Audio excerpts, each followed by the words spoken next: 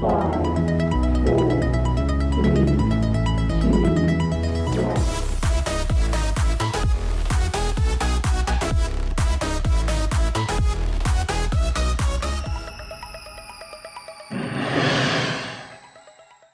Hello, everybody. Welcome back to the Fitter and Faster Coaches Corner. I'm your host, as always, Mike Murray. Today, I am thrilled to have a guest from the West Coast. Very excited to have Ash Milad on the program. We're going to be talking about family balance today and some of the important things that coaches should consider when beginning their career, starting their families, moving into the next stages of their professional and personal life as a swim coach in the United States. And more specifically, as a club coach in the United States. And as I said, I'm just very honored and grateful to have you today, Ash. Welcome to the Fitter and Faster Coaches Corner. Thanks, Mike. Thanks for having me. It's been I think our paths have crossed or are connected in so many ways and have never actually crossed. So this is fun.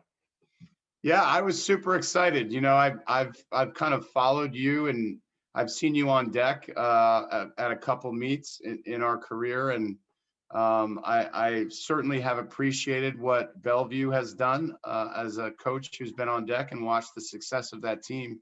So congratulations to you guys. It's been fun to watch your development over the last 3 years.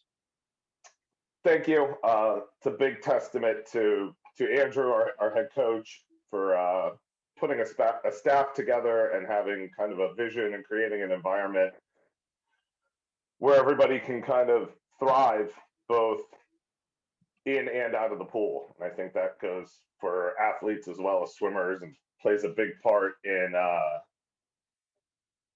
kind of our discussion today and why I'm where I am and how I got to where I am. You know, I always enjoy when we have the Coaches Corner and we have either Eastern Zone alumni, or LSCs that were close together here on the East Coast. And I know that for many years, you worked, as we mentioned in pre-production, with Christian and Dan and Paris Jacobs, and you have some deep roots with Machine and the NVSL. Yeah, I mean, we all kind of grew up in swimming together. Dan kind of being a little bit older than the rest of us. I'll needle him a little bit, but Dan, Paris, Christian, and I were all in the same York Swim Club staff. I grew up swimming for Greg York. And we coached summer league against each other. I spent the second year of Machine's existence with them before I moved out west. Christian was in my wedding. I was at Dan and Paris's wedding. I mean, all of it. History could have been very different had I not left. So it's always a big what if in my career and kind of our lives. But those guys know I love them, and they're my people. You know, it's so great that you mentioned that, because as soon as I put out that we were going to do this, I got a message from Coach York and I got messages from the Jacobs, and it's just great that people want to check in and see how you're doing. And I think one of the reasons that we had so much response for people asking me for the link, I think I had 182 messages to send this recording once we finish it to people. And that's just great, Ash. And I think the reason is what we're talking about today. It's something that you hear coaches talk a lot about in hospitality rooms. You hear coaches talk to each other about it on the phone. You hear coaching staffs talk to each other about it on the pool deck. But rarely have we seen out in the public a full disclosure, honest conversation about the challenges of being a full-time USA Swimming Club coach. It's different than being a college coach. It's different than being a high school coach. It's different than being many other youth sports organization coaches. And that's not to say it's any better or any worse. It's just different. And you and I are going to take a real deep dive into that today. And I hope that I'm able to share some of my experiences with you. And I hope that our viewership can learn some of the things behind it, because as you and I mentioned in pre-production, it can be relatively easy to let this thing kind of spiral out of control at times. So For sure. I'm looking forward to you introducing to our viewers, what it's like to be a club coach and some of the early challenges that we face, and then, sharing your story with us. Yeah, let's dive in. Um, I think kind of best for me to start. Um, I moved out west to take a job at King Aquatic Club. I was in my late 20s. My then girlfriend, which quickly became my fiance and 2 years later became my wife, Kate and I kind of wanted to get out of that Northern Virginia, DC grind. It seemed cool to try and move out west. And I moved to Seattle sight unseen. Um, and in those early years, no like real commitments, no kids, no, we had some dogs. Uh, you dive right in. And we were an organization where we swam 7 days a week. Like you either coached on Sunday morning or Sunday night. You went full grind, whether you had another job or not to supplement your income. That's kind of how we did it. And it was, I won't even say it was glorified. It was just what was expected. It wasn't even like this, oh, I'm going to try and separate myself by working every day. It was just, this is how we do it, and this is how we produce excellence, and this is how it has to be done. So kind of fast forward that along, you kind of grind as an assistant for some years and eventually worked my way up to be a site coach. But the part we don't talk about is all the other things that come along with being a club coach. So you've got whatever your responsibility is for your group under that umbrella.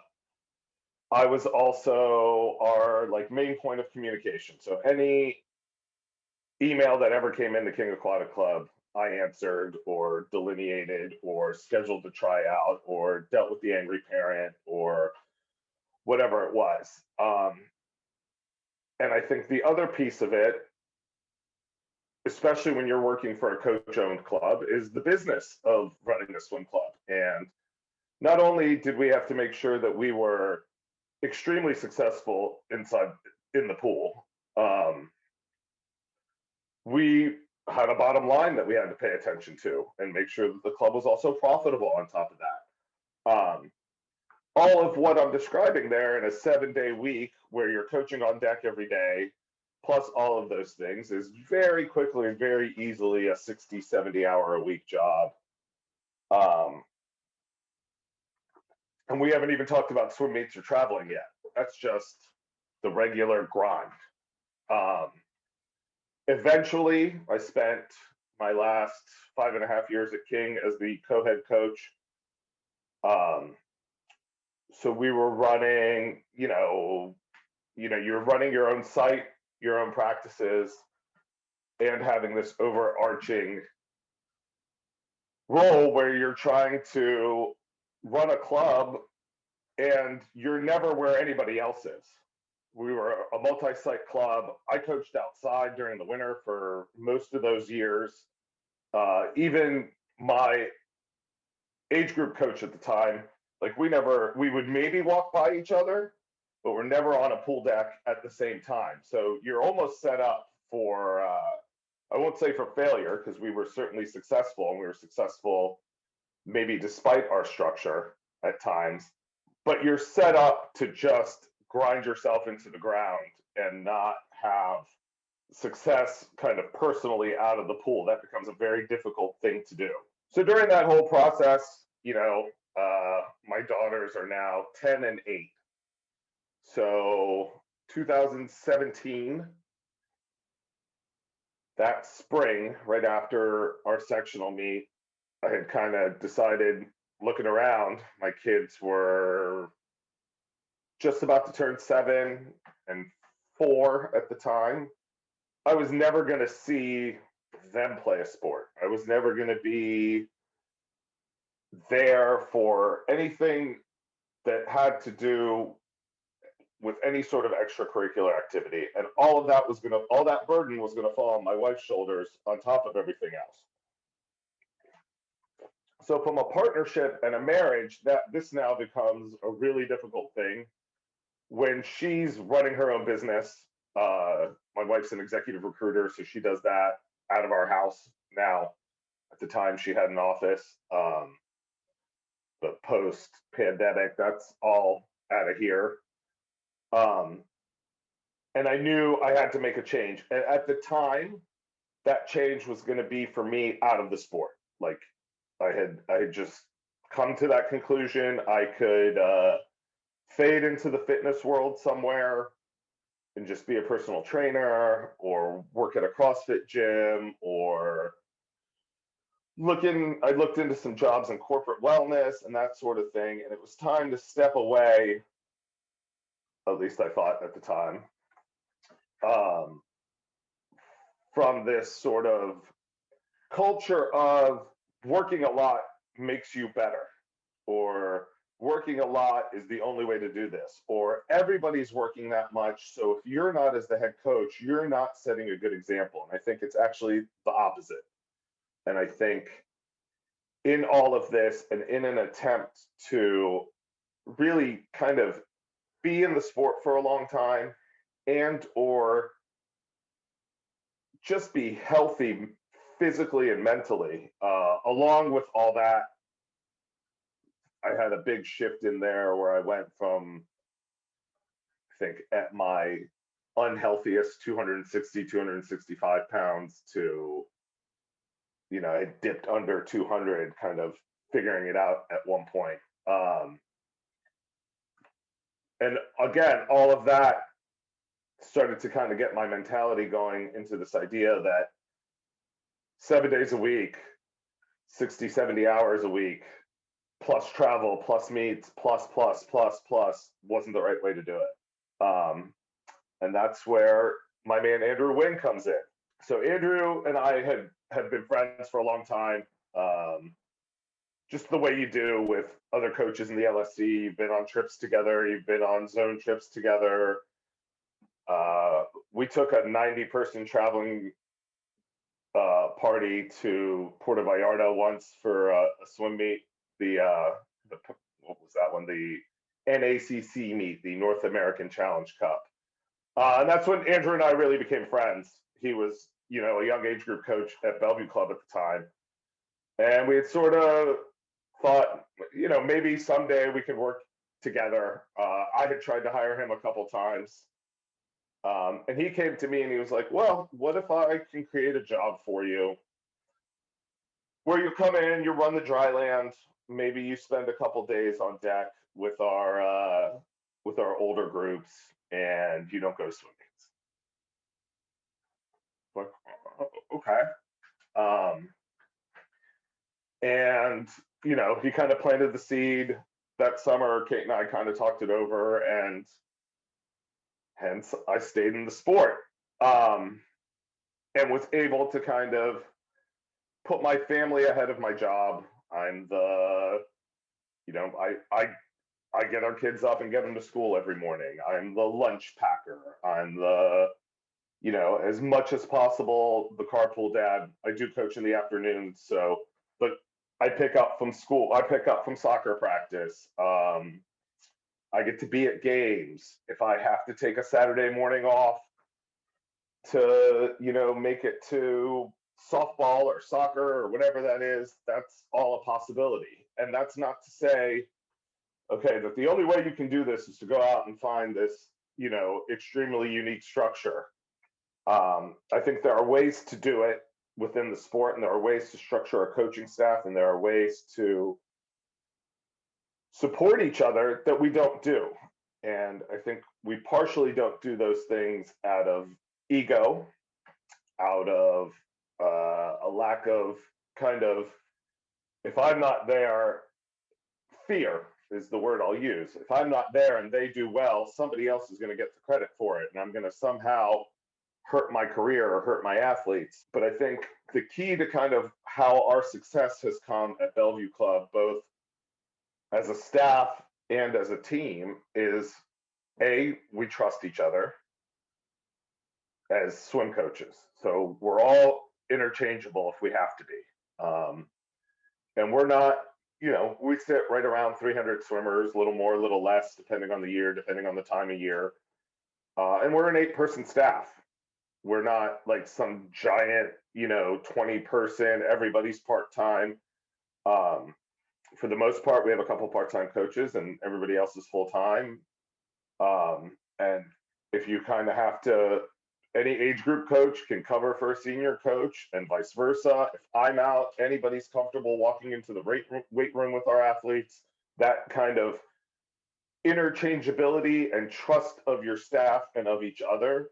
If you don't have that, none of this works, and it's just kind of a pie in the sky. I love it, man. And there's so much to unpack with what you said there, and I wanted to let you go and tell the story, because there's emotion in your voice. There's, even at times, explaining some of the things that you used to do, there's still a lingering anxiety that I can feel. It's visceral. And part of that is because here across the other side of the country, we go through many of the same exact things. And I want to unpack, Ash, some of the things that you talked about there. And the first one is, when you're telling your story, you said in 2017, you came to this realization, right? And one of the things that we do, especially as young coaches, and one of the things that our mutual friend, Mark Hesse, has really mentored me with is, why do you think you need to physically, mentally, emotionally outwork everybody else? Like, why isn't who you are right now in this moment enough, right? And Right. you mentioned in 2017, you started to come to that realization. Did that happen because you felt you were doing all these things, or were you starting to get feedback at home? I mean, starting to get feedback at home would be an understatement. But that's not necessarily a negative thing. It's having an open discussion with your partner. Like, is what you're doing worth it? Like, are you making yourself crazy? How is it affecting your relationship with your daughters? Where is this going to be in 10 years? Like, are we going to be looking back and, your kids are in high school and you've missed it and haven't been the influence that you are on all these other athletes and all these other kids, and feedback from your actual children who miss you and want to see you and want to be with you. So for us, it was not just like, oh, you have to be home more, but this idea of like, what makes the most sense for us financially? What makes the most sense for us emotionally and mentally as a family? And, moving forward, trying to make humans who are going to contribute to the world, not just, we got by. In all of that, there were two spots where this is kind of blind luck. Bad luck, good luck, whichever way you want to look at it. Obviously, some things happened at the club that I used to work at after I left, or things came out where it looked like I had left right at the right time. That was serendipitous, and that was just luck. 2 weeks after I started at Bellevue Club, my oldest daughter was diagnosed with type 1 diabetes. So me being home and having more time and all those things became exponentially more important. Nobody knew that was going to happen when we were making those decisions in the spring of 2017. But, and I'm not a super religious person. I'm not going to sit here and say, it was God's will or fate or anything like that. But in a lot of ways, it was, whichever way you want to look at it, good luck or bad luck. But being available and being around and being able to support Nora, and that all not falling on my wife's shoulders, became that much more important. Tony Armstrong, whose husband Scott is the head coach at Johns Hopkins, they have a daughter who was recently diagnosed in the last year, and she posted a meme on Instagram the other day, and it was like, you will never know how close you are to a child till you act as one of their organs. So like being your kid's pancreas is a lot different than just, hey, I made it to soccer. Um, so in all of that, yeah, it is emotional, and there were a lot of big decisions that were made along the line that really benefited us. That at the time we didn't know was happening. You're speaking to things that I think most coaches who want to have a career in this profession struggle with. And there are many of us. I'm one of them who is divorced and luckily re-engaged to a fantastic supportive person. But much of my first divorce was because I genuinely didn't have the time or wasn't aware of the way that my actions were affecting the relationship, right? Because and people who know me know this, very success driven, want to put in the extra work. It took me maybe 5 years to start to realize that I have to dial it back. And I'm sitting here with you today telling you that I need to dial it back more. Yeah. I need to be around more.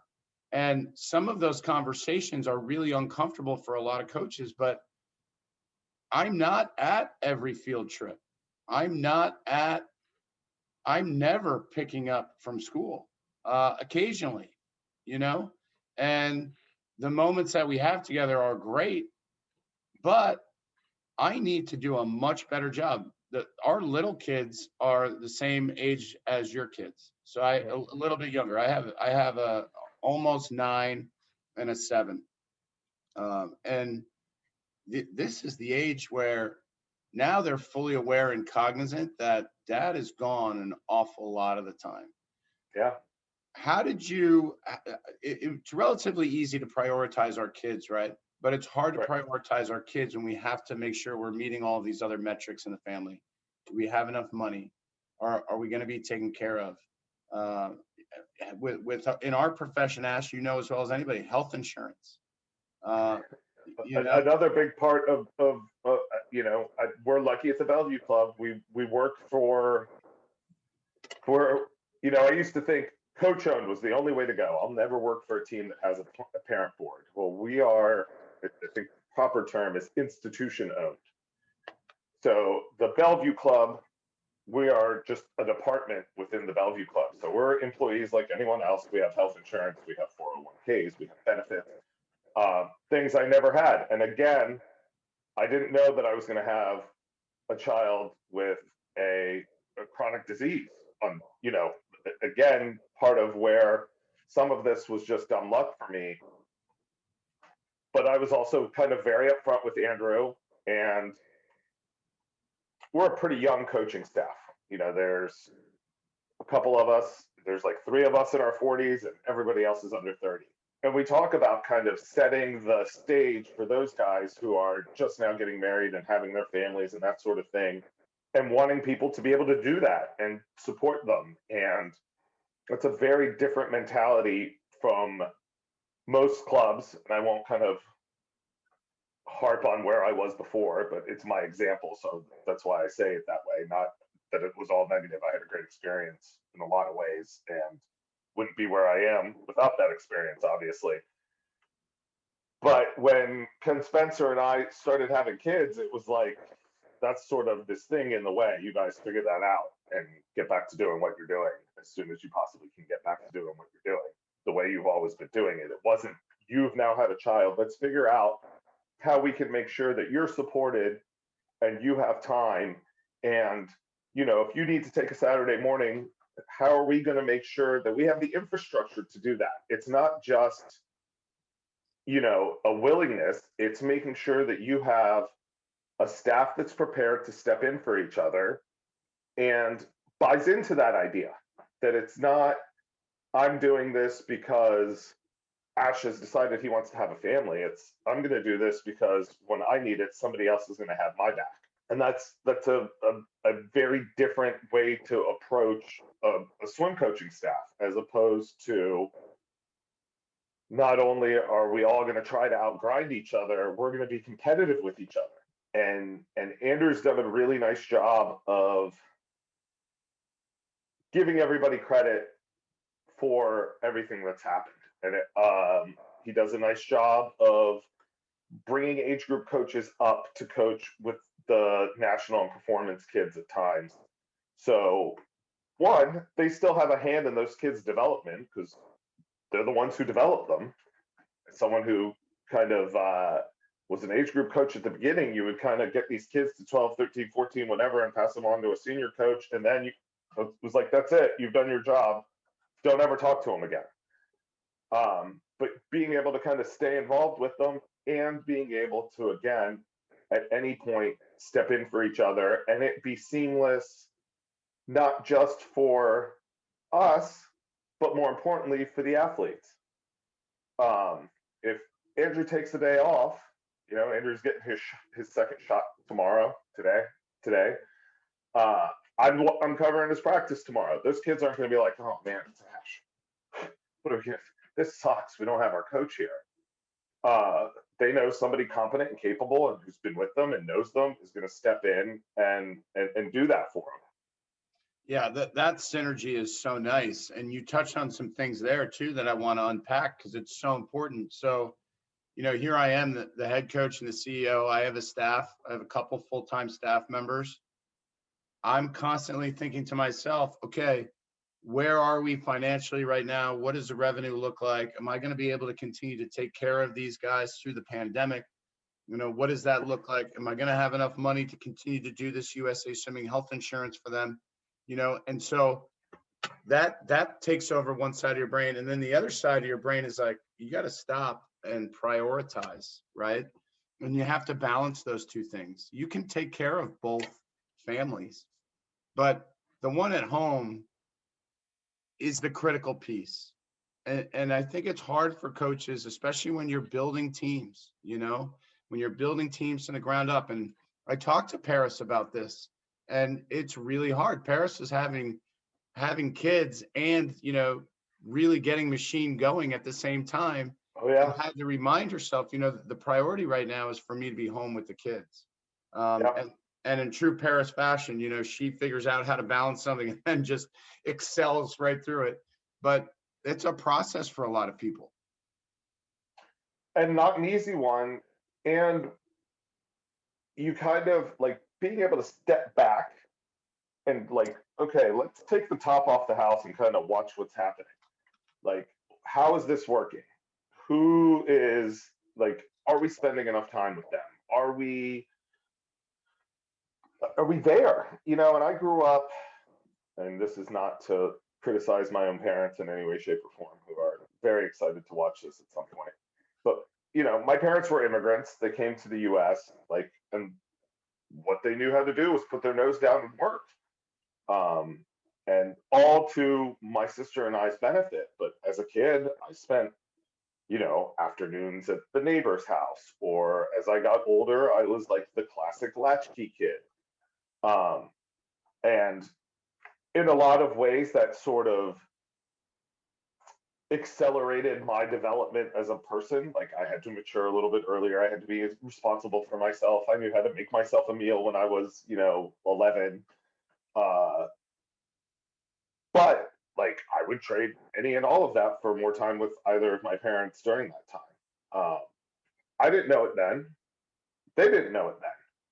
You know what I mean? They were doing what was in the best interest of us as a family. And to a certain extent, my kids don't know it now. Like, they just know I'm around, like, which is, hopefully 10, 15, 20 years from now, they can look back on our relationship and realize we have a relationship that is based on this time we spent together, and that Dad was there every morning for breakfast, and he's the one who took us to school and all that sort of thing. But in the moment, they don't know that. They don't, and I don't expect them to. They're little kids. They're there to be little kids. If that kind of makes sense. It's not like, I have this like idyllic life where my children are like, thank you, Papa. You're so great. You're here for us every day.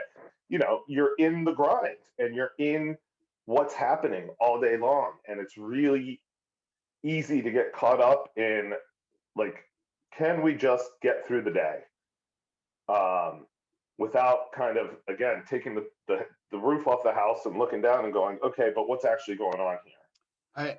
When you talk about, having that time with your kids, it makes me so happy for you, because I know how real the struggle is for so many coaches out there. And you had to have, and this brings me to my next point, you had to have a certain amount of faith in your wife and in your family dynamic. And you had to have a little bit of bravery to say, you know what? I don't need to be the head coach.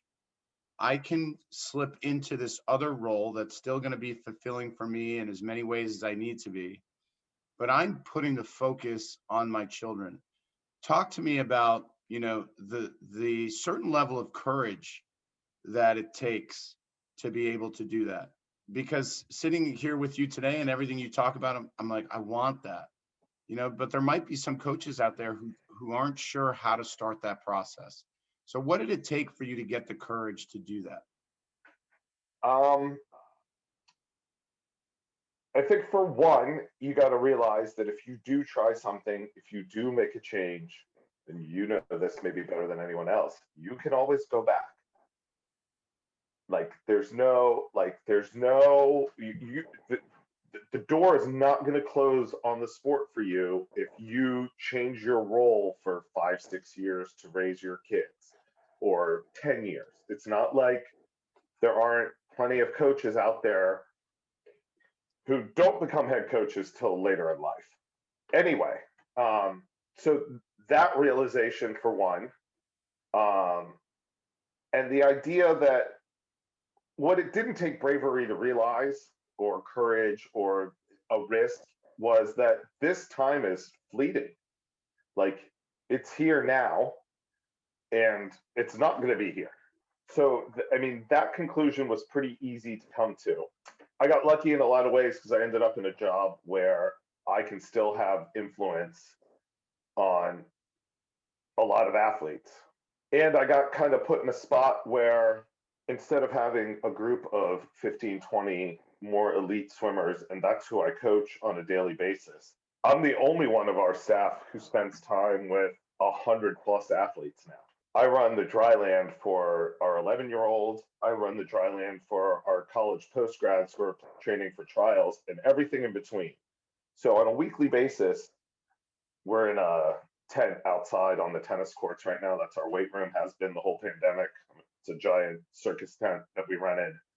Wedding tent, excuse me, not circus tent. And, I have 100, 120 kids who might walk through there every week for 2-3 hours a week, depending on who they are, or more.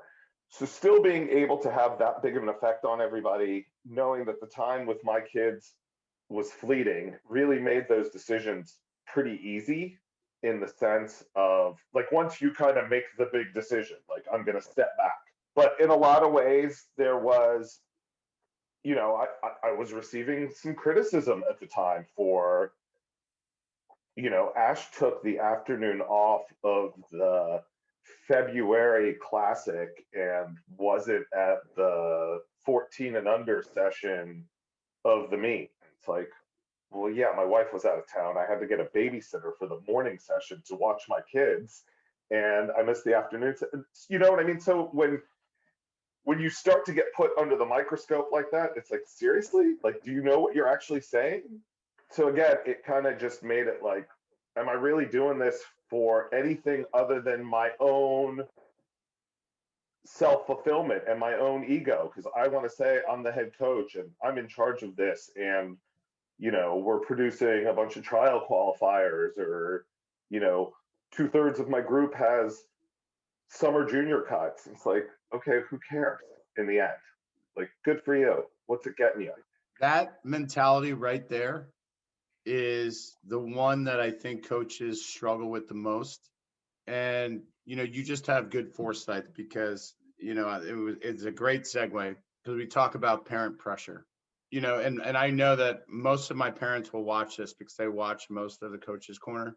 But if I'm not at a practice, and not all the time, but sometimes, if I'm not at a practice or a meet, and I have a great staff who can handle themselves beautifully and do a wonderful job, it's still something that I have to spend 20 minutes answering emails, texts, phone calls about why I wasn't there. And the reason that I wasn't there is the same reason that all of these parents miss for their job too. Exactly. Including texting or calling me and asking me why Yeah, I'm not yeah, at yeah. their child's meet. So how did you quantify some of that, and talk to me about the communication you had with parents that way? You know, so I'll kind of take it back to when I was a head coach. I kind of had grown my own site. So it kind of went from this like just ragtag. Ash has these 20 kids up north and he scrambles around and finds some pool time to,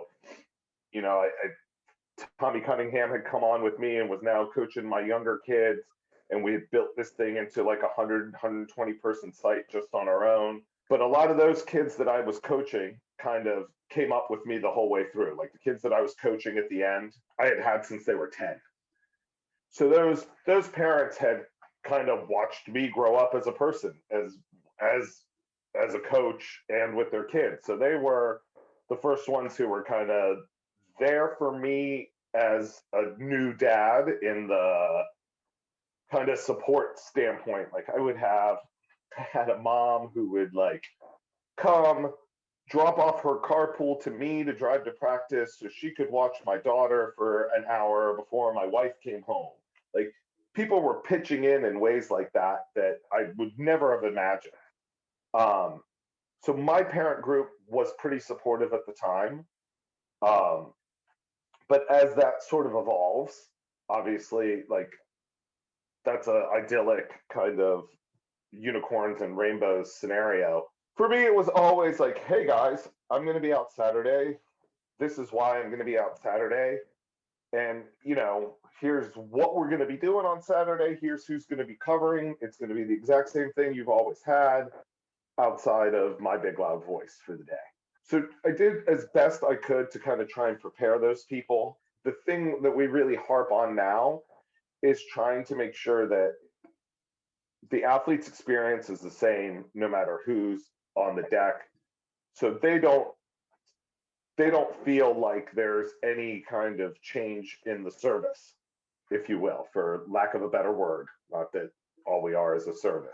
But I'm also, it's easy for me to say all that, but I'm also not the head man, and I don't have a specific group right now. Like I'm still sort of this floater guy. Ash is extra in a lot of ways. Sure. Not that I'm not trying to make myself replaceable or anything, but you know what I mean. No, I get it. And, one of the things that I think you were able to do is kind of lean into some of those parents who came up with you in a sense when you decided to make this change, and you had a support system.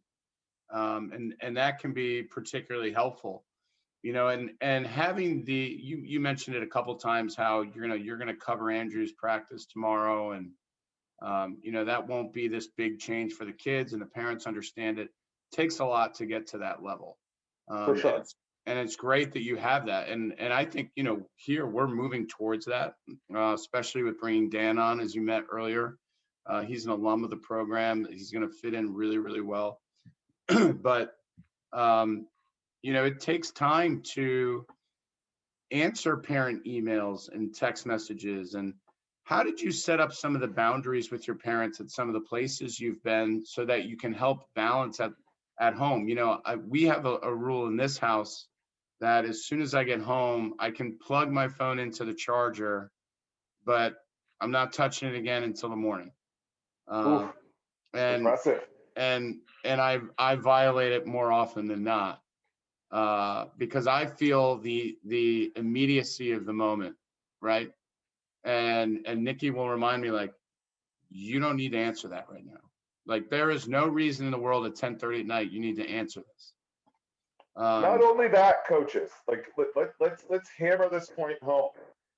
If someone has sent you an email after 8 o'clock at night and they expect a response, like none of those people hold themselves to that standard of their own job.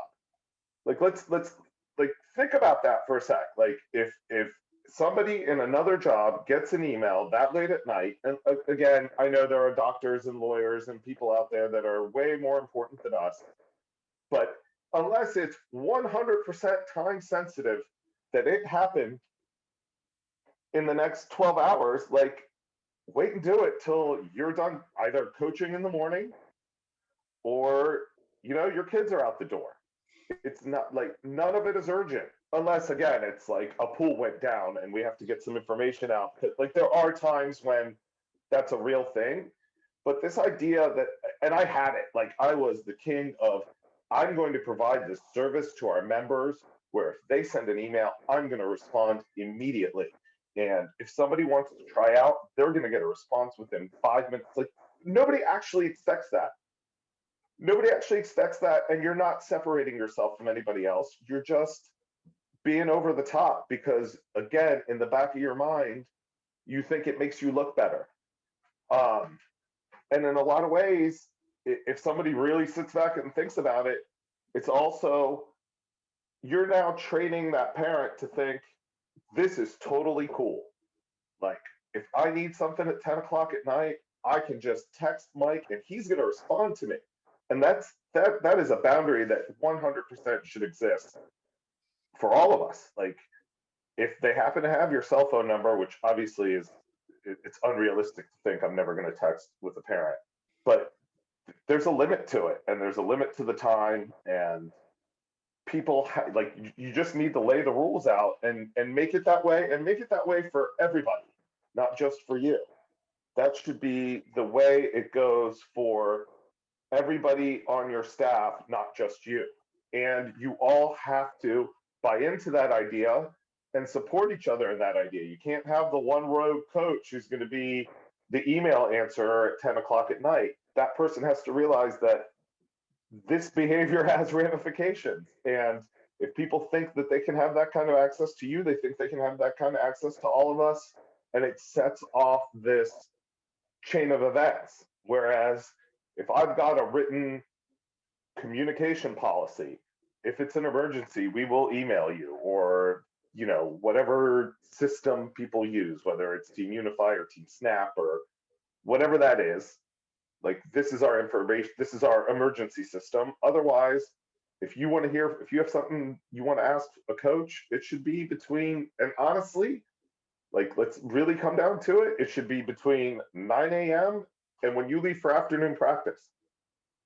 Like, anybody who starts emailing you or texting you when they know you're on the deck and then think they're going to get a response after that, it's not a realistic thing that you're going to be able to maintain for your whole career. You're going to, at some point, look around and you're either going to be burnt out, divorced, looking for a new job, or just unfulfilled. Like, this is no longer worth it. All I do is respond to people, and I'm not getting anything out of my actual relationship with my athletes, which should be the most important thing. I'm so glad that you talked about that, because boundaries are a challenge in any profession right now with how accessible everybody is.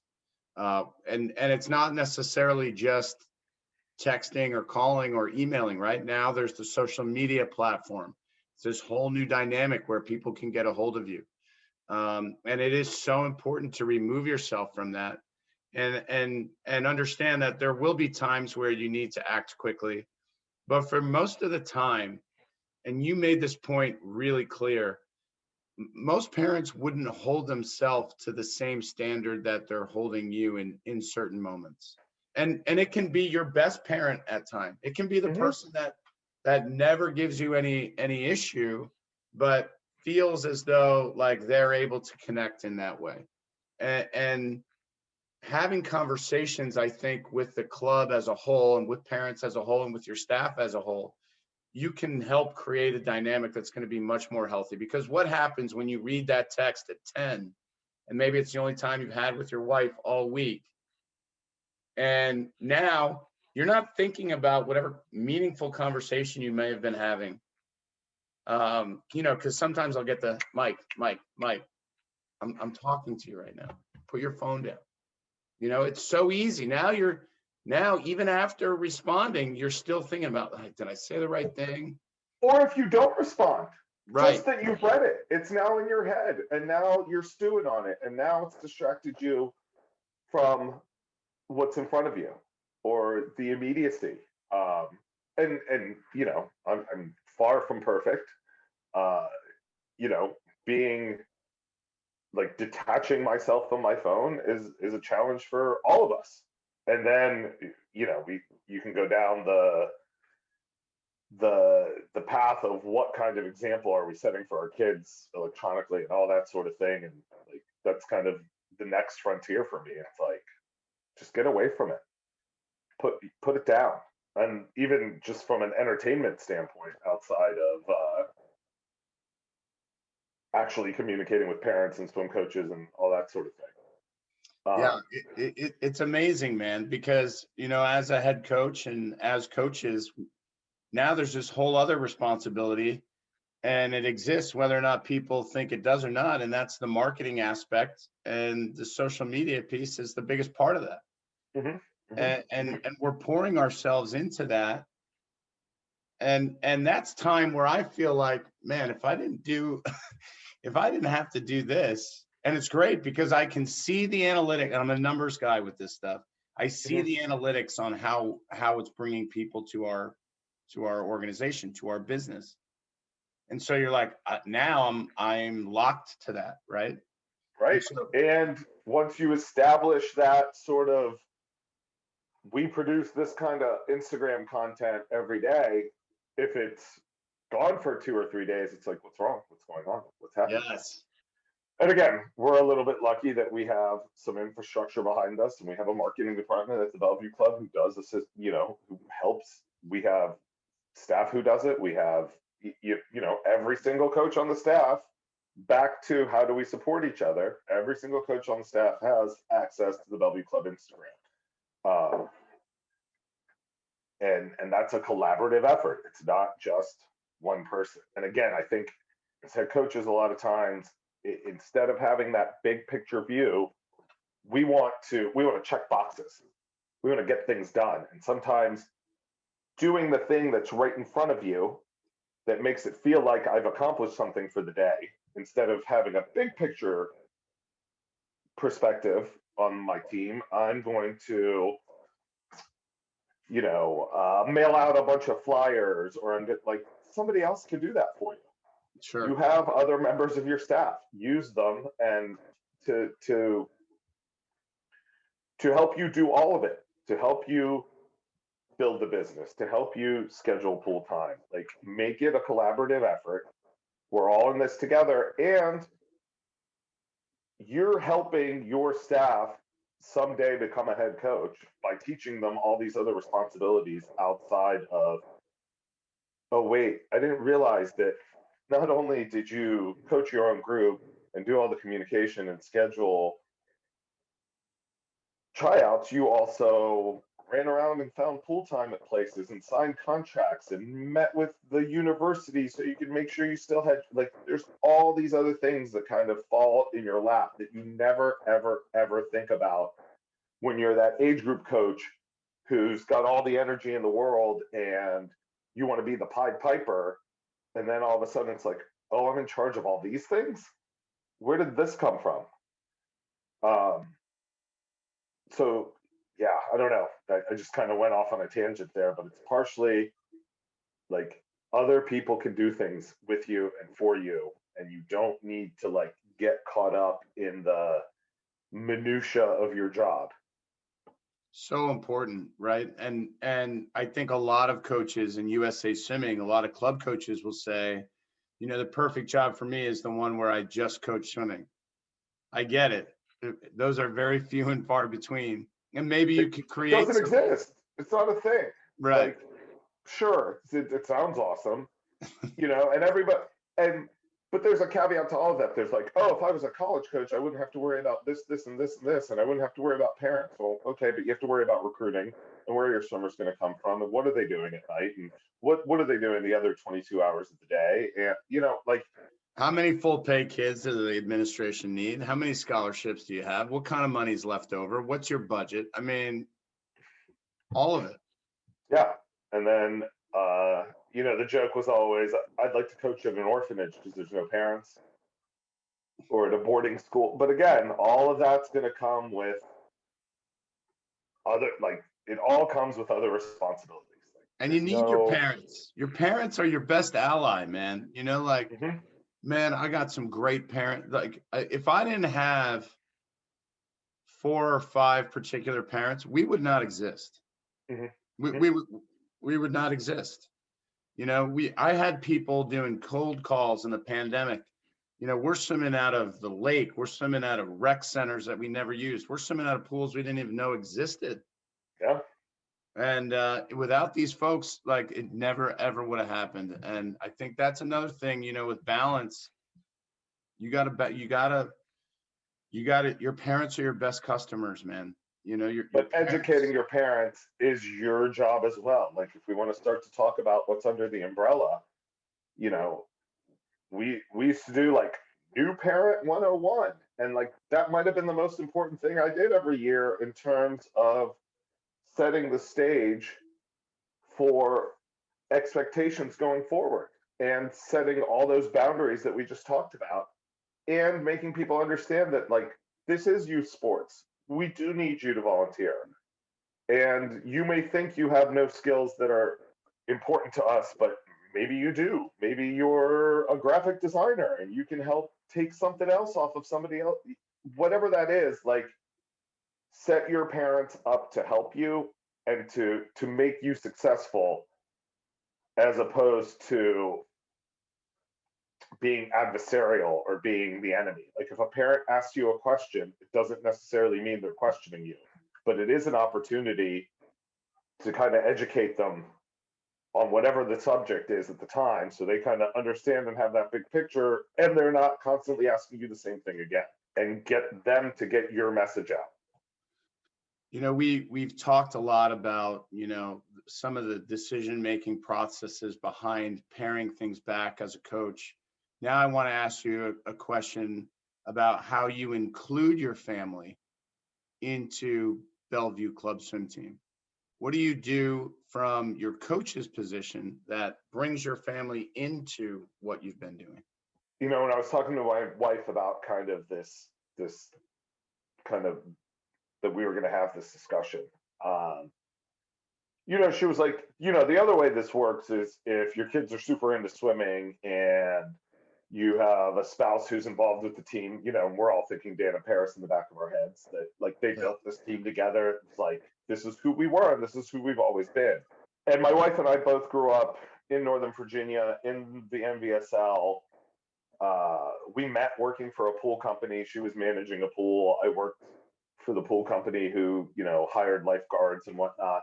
Unfortunately for us, in our little nook of Seattle, the outdoor pools, like your first sort of rah summer league swimming that would get us in the door to the sport, have waiting lists that I would have had to have gotten on when my kids were not even born, for them to have been 8 and unders on the swim team by now. So we kind of missed that boat. And in a lot of ways, it sucks. My kids aren't swimmers, but there's also some advantages to the fact that my kids aren't swimmers. They don't have the expectations of being the coach's kid. They don't have my last name. They don't have, and they have these, they can kind of make their own paths down whatever sport they're going to go down. My kids have always, from the beginning, like, if we're stuck or I got to have a kid on deck with me, I've always done that. Like, I used to wear Nora in the baby Bjorn and coach. I used to have a mom who would just be like so concerned about her future hearing, and that, you're yelling right in her ear. So they they've always been around at practice. They've always come to the club as long as, I mean, less now, COVID times and whatnot. But I've always been in a spot where if I have to have my kids with me, they're with me. And if, you know, our babysitters have always been club swimmers. I talked about it before. Like I had a mom who for years would be like, okay, I have a college nanny who drives my daughters around, but I'm going to send her to watch your kids, and then you're going to take my kids to practice. It's like, okay. So in that sense, my kids are comfortable being at the club, are comfortable being around our athletes, but we're not a swimming family in the sense of my kids aren't swimmers. They can swim. My daughter was on like the local club team around the corner from here for about, I don't know, 5-6 weeks last fall, and she was like, "This is awful." And it's partially she has no, but like she can swim, but she doesn't have that foundation of lessons, summer league, at my summer league pool, and that, you know, that little hit of dopamine you used to get when you were an 8 and under and you made it across the pool for the first time and they gave you that lollipop, or, you know, now I'm a speedy sixer and I'm getting a ribbon for whatever that is. We missed out on that kind of intro piece, and to a certain extent it is what it is. So my 5'3" 10-year-old is probably going to end up rowing a boat or playing softball versus being a swimmer, and that's okay too. I hear you, man. We've been very fortunate. Our stepchildren love swimming, and I've been able to coach them almost all the way through now. And then the younger two, I'm going to be at, I think, some soccer games and some equestrian meets, Yeah. and that's just how it's going, and learning to be super supportive through the great swim club parents that I've seen come up, through those super supportive parents that I've seen, I didn't really see a lot of, but I know who they are. Right? It's like, I mean, I'm still a coach, right? So I'm still watching coaches coach, and I'm constantly watching coaches coach, whether that's in a CrossFit gym or watching my own kids. Like, I'm constantly watching how do coaches communicate and how do they like instill what they want out of their athletes. So sometimes it's hard to bite your tongue, right? But then it's like, you're a parent now, you're not the coach, don't coach. Resist the urge when they get in the car to like be the coach. Like, tell them, like, so I have to like remember everything I've ever said to a swim team parent. When my own kid gets in the car after a soccer game, it's like, I really enjoyed watching you play. Love watching you swim. Listen, if it comes up organically, they'll let me geek out. But once we get in the car after practice, there's no swim talk. Yeah, I can't even imagine that. Like being the coach and then driving home, like that's a whole different. You just got to let it play out. You got to meet them in the car in their space. And once you understand what that space is, you know the boundaries. Yeah. Well, Ash, listen, man, I've really enjoyed this conversation, and we could probably go on for hours. It was such an important thing. And, we really hit on some hard topics. And I know that it will resonate with a lot of people in our community. And how can coaches get in touch with you if they want to ask you more questions about this or pick your brain on making some tough decisions? I am PSU Ash on Instagram. Shout out to the Penn State Nittany Lions. You can reach me at ashm@bellevueclub.com. I have a side dryland business. You can reach me at ash@reafathletics.com. But I relish the opportunity to kind of mentor anybody and answer questions for people, and whether that's folks who are about to have a family or you're in charge of a team for the first time, anybody who kind of wants to have the discussion of how do you build a staff that supports each other and creates a family so you can have a family, or anybody wants to bounce dryland ideas around, anything like that, I'm an open book and pretty available. I'm gonna hit you up for some dryland, man, because I'm getting stale. I'm like, I need some new dryland. That's a whole separate. I could do an hour on any of that anytime. So let me know.